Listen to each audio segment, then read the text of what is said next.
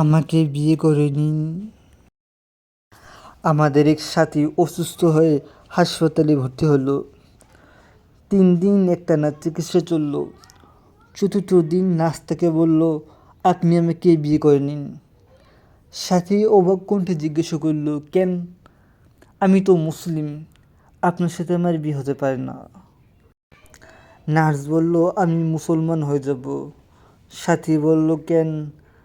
Nurse বলল, আমি বহুদিন যাবৎ এই হাসপাতালের দায়িত্ব পালন করছি। আজ পর্যন্ত কোনো পুরুষ আমার সম্মুখে চোখ নামায়নি। আমি কখনো দেখিনি কোনো পুরুষ আমার সামনে চোখ নামিয়ে রাখছে। তারা আমার দিকে ডেব ডেব করে তাকিয়ে থাকতো, শুধু আপনি বাদে। আমি যখনই আসি তখনই আপনি চোখ দুটো বন্ধ করে ফেলেন, নত করে ফেলেন।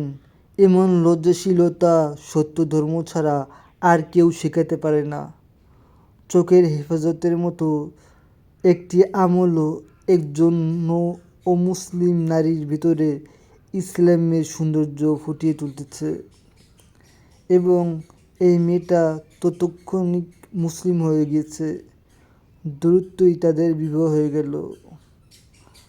আল্লাহ আমাদের সকলকে সঠিকভাবে দিন পালন করার তৌফিক দিক।